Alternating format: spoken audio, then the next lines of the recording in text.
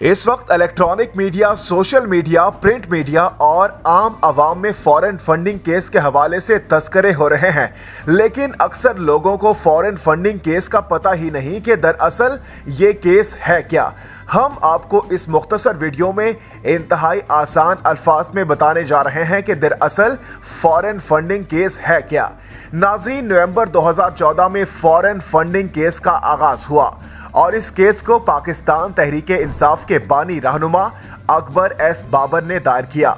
इस मौके पर अकबर एस बाबर ने चंद इल्जामात लगाए, जिनमें गैर कानूनी फंड्स का हुसूल, पार्टी के बैंक अकाउंट्स में माली बेज़ाब्तगियां, गैर कानूनी ज़राए से फंड्स का हुसूल, इलेक्शन कमीशन से मुल्क के अंदर और बाहर के अकाउंट्स छुपाने का इल्ज़ाम और मनी लॉन्ड्रिंग और पार्टी वर्कर्स के ज़ाती अकाउंट से मशरिक़ वस्ता में गैर कानूनी चंदा लेना शामिल है।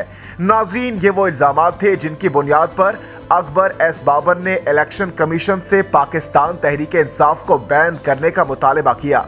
उसके बाद ये केस चलता रहा और इस दौरान इस केस को मुस्लिम लीग नून के रहनुमा हनीफ अब्बासी सुप्रीम कोर्ट में तहरीक इंसाफ पर बैन लगाने के लिए चले गए, लेकिन सुप्रीम कोर्ट की जानिब से इस दरखास्त को रद्द कर दिया गया और कहा गया कि इस मामले में समाअत का इख्तियार सिर्फ इलेक्शन कमीशन को हासिल है, जिसकी वजह से केस का फैसला तातुल का शिकार रहा। जिसके बाद मार्च 2018 में इस केस पर स्क्रूटनी कमेटी बनाई गई और ये scrutiny committee Tehreek Insaf party funding case की तहकीकात के लिए बनाई गई, लेकिन तहकीकात में ताखीर होती रही और इस स्क्रूटनी कमेटी को बार बार एक्सटेंशन मिलती रही। उसके बाद 2 जुलाई 2020 को अकबर एस बाबर की जानिब से इलेक्शन कमीशन ऑफ पाकिस्तान से इस केस में ताखीर का गिला भी किया गया, जिसके बाद इलेक्शन कमीशन ऑफ पाकिस्तान ने इस केस की समाअतें तेज करने की यकीन दहानी करवाई और हर दूसरे दिन समाअत शुरू करने का हुक्म दिया गया।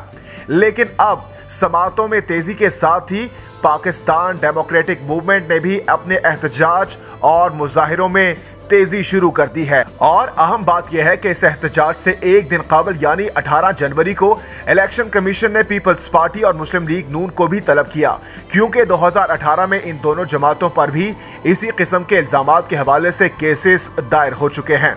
इस हवाले से आपकी क्या राय है? अपनी राय का इजहार कमेंट सेक्शन में जरूर कीजिए। चैनल जेके पॉइंट को सब्सक्राइब कर लीजिए ताकि हमारी इंटरेस्टिंग वीडियोस आप तक बर वक्त पहुंच सके। बहुत शुक्रिया आपका।